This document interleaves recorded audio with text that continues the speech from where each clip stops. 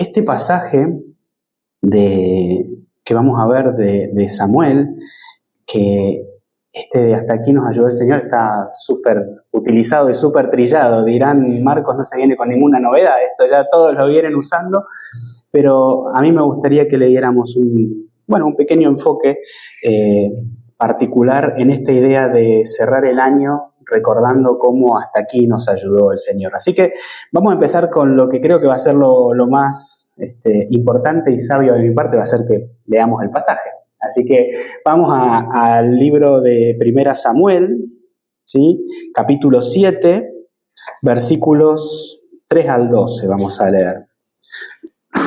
Van a disculpar mi tos, voy a tratar cada tanto de no asustarlos, pero bueno, estoy complicado con mi voz. Dice así el texto: Habló Samuel a toda la casa de Israel diciendo: Si de todo vuestro corazón os volvéis a Jehová, quitad los dioses ajenos y a Astarot de entre vosotros, y preparad vuestro corazón a Jehová. Solo a él servid, y os librará de la mano de los filisteos. Entonces los hijos de Israel quitaron a los Baales y a Astarot, y sirvieron solo a Jehová. Y Samuel dijo: Reunid a todo Israel en Mizpa, y yo oraré por vosotros a Jehová. Y se reunieron en Mizpa, y sacaron agua, y la derramaron delante de Jehová. Y ayunaron aquel día, y dijeron allí: Contra Jehová hemos pecado. Y juzgó Samuel a los hijos de Israel en Mizpa. Cuando oyeron los filisteos que los hijos de Israel estaban reunidos en Mizpa, subieron los príncipes de los filisteos contra Israel. Y al oír esto, los hijos de Israel tuvieron temor de los filisteos. Entonces dijeron los hijos de Israel a Samuel: No ceses de clamar por nosotros a Jehová nuestro Dios, para que nos guarde de la mano de los filisteos. Y Samuel tomó un cordero de leche y lo sacrificó entero en holocausto a Jehová. Y clamó Samuel a Jehová por Israel, y Jehová le oyó. Y aconteció que mientras Samuel sacrificaba el holocausto, los filisteos llegaron para pelear con los hijos de Israel. Mas Jehová tronó aquel día con gran estruendo sobre los filisteos, y los siguieron a los filisteos, y los atemorizó y fueron vencidos delante de Israel. Y saliendo los hijos de Israel en Mizpa, siguieron a los filisteos, hiriéndolos hasta abajo de Bet-car. Tomó luego Samuel una piedra y la puso entre Mizpa y Sen, y le puso por nombre Ebenezer, que tanto conocemos, diciendo: Hasta aquí nos ayudó el Señor. Vamos a leer hasta acá. Y bueno, un poco lo que comentaba Bolívar, ¿no? Estamos llegando al final del año, ¿no? De hecho, este es el último domingo del año, y ya la vez pasada veníamos siempre trabajando, como ustedes saben, venimos viendo diferentes series de la Escuela del Éxodo. Ahora vamos a empezar con Marcos, pero nos guardamos este culto especialmente para hacerlo y transformarlo en un culto, y aún la hora de meditar en la palabra, de acción de gracias al Señor. Porque es muy importante y es fundamental para nosotros, porque decíamos, ¿no?, el ejercicio de recordar, y que finalmente cuando uno recuerda y cuando uno se pone a mirar atrás lo que hizo el Señor, lo primero que nos tiene que salir es claramente la adoración y la acción de gracias. Por eso es lo que yo quiero que en esta mañana vamos a meditar sobre este pasaje, pero mi intención más grande es que a medida que vayamos viendo, ustedes lo puedan llevar, como siempre digo, a la práctica y a ponerle el nombre y apellido, a identificar ese accionar de Dios en nuestra vida en este año, y mismo también nosotros lo podemos transferir a el accionar de Dios en esta iglesia durante este año. Y nosotros estamos en Cartagena, que es una ciudad que tiene muchas piedras romanas que cuentan historias justamente de la historia del pueblo romano, cuentan historias de batallas, la semana de cartagineses y romanos, que es muy, muy interesante, ¿no? Y normalmente en la historia hay muchas piedras, como decimos, ¿no?, que aparecen y que cuentan historias interesantes. Y esta historia de la piedra Ebenezer que vemos acá en este texto no es menor que la historia de cartagineses y romanos, por ejemplo. Es una piedra que es un símbolo, no es más que eso, es una piedra realmente, pero que nos cuenta una historia y que nos revela algo muy interesante del carácter de Dios y cómo trabaja y cómo trabajó también con nosotros en este año. Este año vimos la escuela del Éxodo. ¿Y se acuerdan? Un pasaje que usamos mucho, que en muchas de las predicaciones apareció, es el pasaje de Deuteronomios 8:2, que dice: y te acordarás de todo el camino por donde te ha traído Jehová tu Dios. Durante todo el tiempo les pedía que recordaran todo lo que habían pasado. Y nosotros deberíamos hacer eso, ¿no? Recordemos ese enero, ese febrero, hasta llegar aquí. Recordemos y hagamos memoria de lo que el Señor ha hecho. Y antes de meternos ya ahora sí en los puntos, vamos a abrir con una idea que nos deja un teólogo llamado John Stott.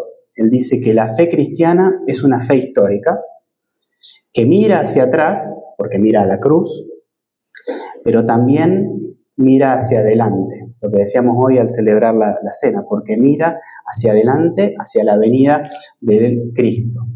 Y en el medio se dedica a vivir responsablemente en el presente. Ese es el desafío que vamos a tratar de trabajar esta mañana. ¿Bien? Entonces, el primer punto que yo me pongo a pensar a la hora de decir, bueno, vamos a hacer el análisis para atrás, es, vamos a ver, hay que limpiar la casa. Hay que ordenar todo, organizar todo, poner las cosas en su lugar para entender dónde estamos parados, ¿sí? Para entender qué pasó, para revisar qué es lo que pasó. Si ustedes ven, en el versículo 3, Samuel los desafía y les dice: si de todo vuestro corazón os volvéis a Jehová, ¿sí? Y les dice luego: preparen vuestro corazón para servir a Jehová. Estén listos, hagan un autoexamen, revisen, fíjense qué está pasando, qué ha sucedido y hagan el cambio que tienen que hacer, que en este caso es dirigirse o volverse nuevamente a Jehová. Es verdad que si hubiera querido en la historia, Samuel hubiera podido poner la piedra ahí en ese momento, mandar o pedirle a Jehová que derrotara a los filisteos en ese momento, porque el Señor tiene el poder de hacerlo. Pero era claro de que antes era necesaria una acción.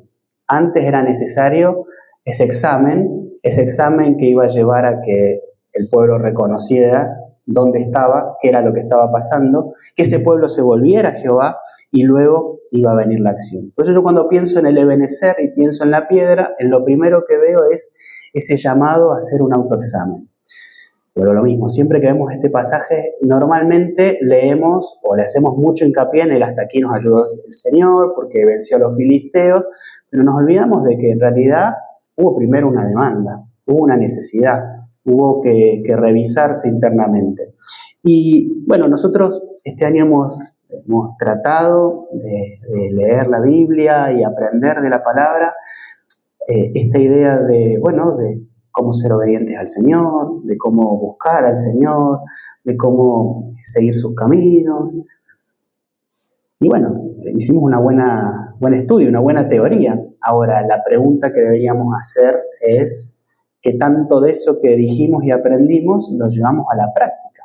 Y si nos ponemos a identificar y ver, y nos damos cuenta como el pueblo de Israel, que dijo, bueno, acá me equivoqué, podemos analizar y decir, bueno, quizás lo he hecho bien porque, insisto, he estudiado bien la palabra, pero por ahí normalicé alguna acción o algún pecado y lo dejé como que siga sucediendo, total no pasa nada. O quizás alguna relación dentro o fuera de la iglesia la dejé rota y hasta en cierto punto la menosprecié y bueno, no pasa nada. A lo que voy es a poner, como yo, ¿no? Ponerle nombre y apellido a las cosas es buscar. Hemos aprendido y hemos dicho que vamos a ser obedientes, que vamos a seguir al Señor, que vamos a predicar su palabra, que vamos a demostrar el amor de Dios a otros. Ahora, analicemos si en todo lo que hicimos en este año realmente lo llevamos a la práctica o bueno, nos dejamos algunos cabos sueltos por ahí, ¿sí? Yo pienso, o me ayuda, el pasaje de Lamentaciones, a pensar en esta idea. Lamentaciones 3:40 dice: escudriñemos nuestros caminos y busquemos y volvámonos a Jehová. Y la idea principal es ese volvámonos a Jehová, que es lo que hizo el pueblo de Israel en este pasaje de Samuel. Porque el análisis por el análisis, es decir, uy, me equivoqué en esto, uy, esto lo hice mal, esto no. A ver, es importante identificar, pero este volvámonos a Jehová es la acción que nosotros necesitamos. Por eso es hacer el examen, ver dónde este año hemos estado más flojos, pero particularmente con la intención en nuestra cabeza de decir, necesito volverme a Jehová, que es justamente lo que vamos a ver que hizo el pueblo de Israel. Matthew Henry dice: nunca habrá una reforma verdadera del estado espiritual mientras el pecado sea tratado con ligereza. Y ahí lo importante es, como decíamos, ¿no?, identificar el pecado, ver qué cosas por ahí estamos tan anestesiados que las normalizamos como algo que está bien, que no pasa nada, y por el contrario, tomar la acción de volvernos al Señor, ¿sí? Y es interesante pensar en esto del examen y de realmente hacer el cambio y volverse al Señor, porque lo más seguro que cuando hagamos este análisis nos vamos a dar cuenta de que el Señor no quiere una iglesia en el 2026 que esté más ocupada. O sea, no va a querer que tengamos más actividades. Él no va a querer que seamos una iglesia con mayor conocimiento. No es lo que le interesa realmente, es una bendición poder hacerlo, pero no es lo que más le interesa. Yo creo que lo que quiere el Señor para el 2026 es una iglesia capaz de, como decíamos, limpiar la casa, de identificar aquellas cuestiones y realmente volverse al Señor. Ahora, es interesante porque si avanzamos un poquito en el pasaje, luego de que ellos hacen su autoexamen, luego de que, bueno, se dan cuenta de que necesitamos volvernos al Señor, uno diría, empezó el camino de rosas. ¡Qué buenísimo! Ya está, nos volvimos al Señor, todo bien. Y el pasaje lo primero que nos dice es que una vez que ellos hacen su autoexamen, una vez que se vuelven al Señor, ¿qué pasa? Se levantaron los príncipes subieron los príncipes de los filisteos contra Israel. Y la verdad es que es una de las realidades quizás que más nos incomoda a la hora de predicar el Evangelio, que es una realidad de que cuando nos volvemos al Señor aparecen las pruebas, y más en el contexto donde vivimos hoy. Es una realidad que cuando decidimos tomar el camino del Señor, nos confrontamos con el mundo ya de por sí de cabeza. Es como ir contra un camión de frente, porque realmente estamos totalmente contra cultura. Pero también es verdad que suceden cosas, que hay situaciones que enfrenta aquel que se decide estar por el Señor, y este pasaje nos muestra eso. Y bueno, no está de más decirlo, y lo hemos visto en el video. Nosotros como iglesia hemos tenido varias pruebas este año, y particularmente la pérdida de Raquel ha sido algo muy duro para la iglesia. Ha sido algo que nos ha confrontado a nosotros con nuestra realidad. También es verdad que nos ha fortalecido, porque nos ha unido, nos ha dado un sentido de hermanarnos para llevar adelante esta situación. Pero ha sido algo que nos ha atravesado fuerte como iglesia. Y la realidad y lo que vemos es que cuando eso sucede, cuando las pruebas vienen porque hemos decidido tomar el camino del Señor, lo que tenemos que hacer es lo que hizo Samuel. ¿Qué es lo que hizo Samuel en este pasaje cuando vinieron las pruebas, cuando vinieron los filisteos? Dice que, y clamó Samuel a Jehová por Israel, y Jehová le oyó. Insisto, por ahí parece demasiado obvio lo que digo, ¿no? Pero muchas veces nos olvidamos de esa obviedad. Y ante las pruebas y ante las cosas que nos pasan y nos pasaron, tratamos de solventarlas o arreglarlas por mano propia, o por mi capacidad, por mi inteligencia, por mis contactos que me pueden ayudar en esto. Y en realidad son herramientas que el Señor nos da, pero lo fundamental y lo primero es hacer lo que hizo Samuel. Y clamó Samuel a Jehová por Israel. ¿Y qué hizo? Jehová le oyó. Y creo que cuando nosotros nos acordamos de lo que pasó este año y cuando hubieron pruebas y hubieron necesidades y como iglesia fuimos capaces de clamar al Señor, creo que podemos decir tranquilamente que el Señor fue fiel y que el Señor respondió, que el Señor estuvo, que el Señor, como yo decía, respondió como Él iba a responder, más allá que muchas veces no es lo que nosotros esperábamos, pero podemos dar testimonio de que el Señor oyó y respondió, ¿sí? Y estas pruebas en las cuales nosotros somos capaces de llamar al Señor, de clamar a Él y dejarlo actuar, son las pruebas que nos ayudan a nosotros a ser transformados. ¿Se acuerdan que nosotros hablamos en toda la escuela del Éxodo, en todas estas predicaciones que fuimos viendo? Lo que nos dimos cuenta fue de que el Señor no era que quería sacar a Israel por sacarlo de Egipto. Y no es que se le ocurrió divertido tener los 40 años dando vuelta en el desierto. Juntos estudiamos y vimos este año de que el objetivo principal que tenía el Señor no era sacar a Israel de Egipto, sino que era sacar a Egipto del corazón de Israel. Y fue todo un proceso de aprendizaje a través de diferentes pruebas que fueron transformando los corazones de esas personas, de ese pueblo. Y yo creo y estoy absolutamente convencido de cada una de las cosas que sucedieron o nos sucedieron a nosotros en este año como iglesia y también individualmente fueron parte de esas pruebas transformadoras de Dios, en las cuales, si nos podíamos tomar de su mano, si podíamos clamar a Él, que seguramente estaba dispuesto a escucharnos, íbamos a poder experimentar ese transformar por parte del Señor. Y también es verdad de que estas pruebas que decimos transformadoras, es importante que tampoco las desmerezcamos, ¿no? Porque muchas veces nos pasa de que, bueno, decimos, pero son pruebas y el Señor las usa y ya está, pero tenemos que ponerlas en su contexto y entender que también son pruebas que duelen, que nos complican y que nos llevan a veces a tener nuestras propias crisis. Hay un pasaje que leemos de Pablo, que normalmente lo leemos muy mal, porque lo leemos como que si Pablo estuviera desmereciendo a las pruebas. Y por el contrario, él las pone en su lugar. Cuando nosotros leemos Romanos 8:18, ¿qué leemos? Dice, pero que tengo por cierto que las aflicciones del tiempo presente no son comparables con la gloria venidera. Ante esa comparación, nosotros pensamos de que Pablo está diciendo de que todo lo que pasó y todo esto, no pasa nada, es muy simple al lado de lo que viene por delante, porque es muy bueno, lo cual es una gran verdad, porque la gloria venidera con el Señor va a ser increíble. Pero en este pasaje Pablo no está diciendo de que las pruebas son así nomás, son simples, son cualquier cosa, no, ni te mosqueas, ni lo sentís. Todo lo contrario, las está poniendo en su lugar. Está diciendo de que seguramente hay muchas que son tan fuertes que necesitas tener algo por delante tan grande para poder decir, bueno, pero hay un consuelo mayor. Y vuelvo a lo mismo y quiero que lo llevemos a esta idea. Tenemos que entender de que lo que hemos pasado este año, haya sido bueno, haya sido malo, y particularmente aquellas pruebas que tuvimos, no las desmerezcamos.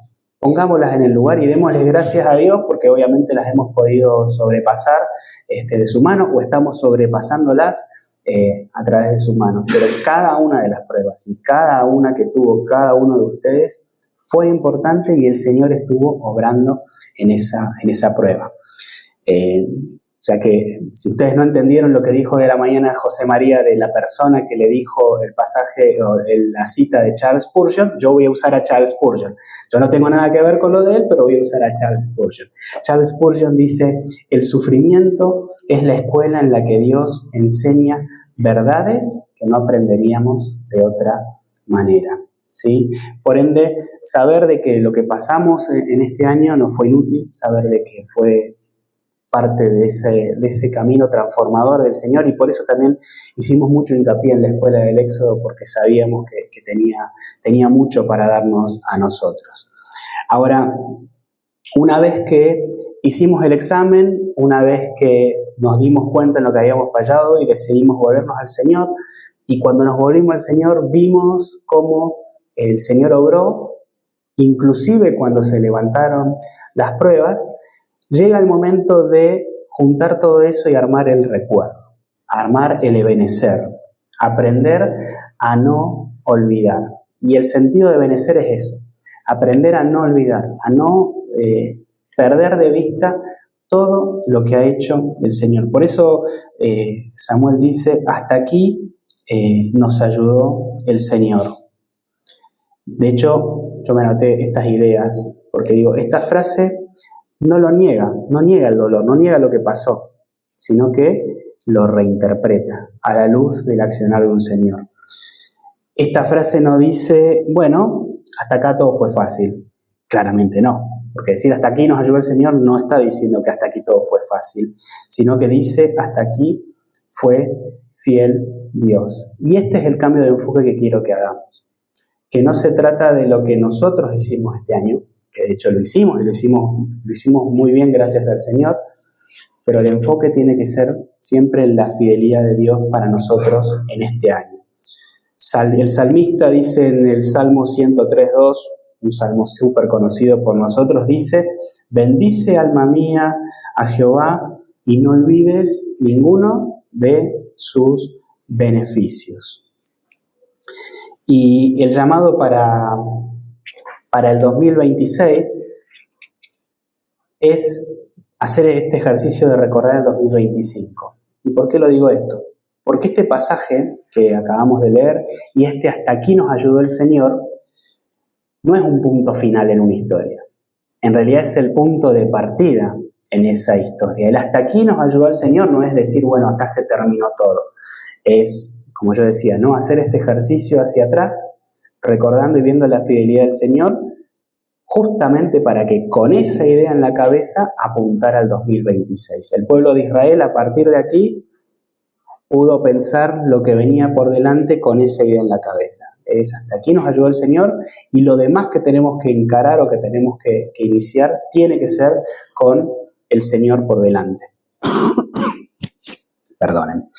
Entonces, la pregunta que nos tenemos que hacer nosotros, pensando en este día, tomándolo como si fuera el día del fin de año, así que el 31 se pueden poner a recordar esto, es recordar esta idea de hasta aquí nos ayudó el Señor, pero el desafío es mirando para adelante, ¿no? Es viendo primero en qué el Señor fue fiel, en qué el Señor nos acompañó, en qué prueba el Señor me transformó, en qué prueba el Señor me tocó algo que era necesario en mí, pero particularmente esa prueba y eso a qué me desafía en el 2026, ¿no?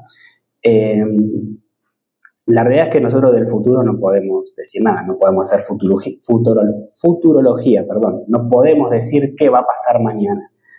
No tenemos ese poder, pero sí podemos proponernos en nuestro corazón, pensar y decir, ok, tengo que vivir en mayor santidad en mi vida, tengo que mejorar ese aspecto de mi vida, tengo que darme cuenta de que si el año pasado me pasaron todas estas cosas que me demostraron que por mi fuerza no lo puedo hacer, quizás este año tengo que trabajar mi dependencia del Señor y darme cuenta de que no se trata de mí, no se trata de mi fuerza, sino que se trata de Él.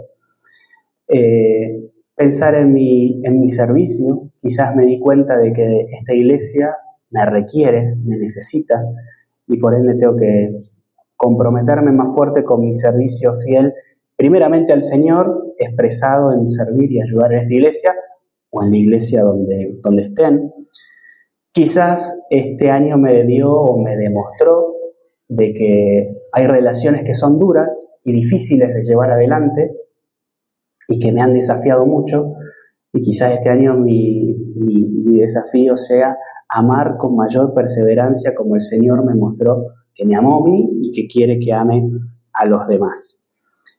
Yo quisiera que pensemos en este nuevo año desde esta idea, ¿no? De decir, hasta aquí nos ayudó el Señor y que lo hagamos con profundidad, como yo decía, ¿no? Recordando, haciendo un análisis fuerte sobre todo esto, pero que no se quede en el hasta aquí, sino que el hasta aquí sea el primer paso de lo que viene por delante, que sea un compromiso más fuerte para el año 2026, que lo tenemos acá, ¿no? A la vueltita de la esquina, que como decimos, no sabemos qué va a pasar, pero sí sabemos una sola cosa, que nosotros les pertenecemos al Señor y les servimos a Él. Y que esta iglesia, y vuelvo a lo que yo decía al principio, que a mí me llamó mucho, me impactó mucho cuando vi las imágenes de que era el primer año completo como iglesia, como tal. Esta iglesia está en este lugar por claramente un propósito y un motivo del Señor.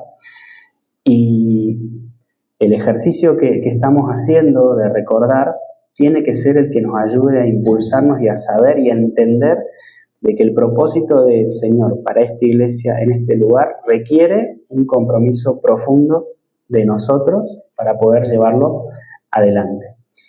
Y si ustedes quieren, y como para ir cerrando un poco la idea, yo quería que sea más una cuestión introspectiva que otra cosa, que pudieran analizarlo luego en sus casas, es que nos quedáramos con la idea de la bondad que ha tenido el Señor con nosotros en este año. El Señor ha sido muy bueno con nosotros, más allá de todas las cosas.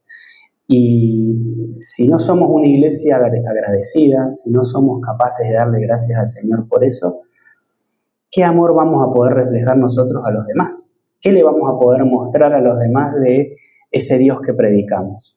Porque si queremos llevar el mensaje a los demás y no somos capaces de reconocer lo bueno que ha sido el Señor, lo mucho que nos ha amado el Señor, creo que nos va a costar un montonazo poder transmitir algo que ni siquiera nosotros lo estamos viviendo. Por eso es que yo creo que el ejercicio más grande que podemos hacer ahora, en este momento, es tener un tiempo para recordar y agradecer y enfocarnos en eso, en la bondad del Señor para con nosotros, en cómo Él ha sido fiel para con nosotros.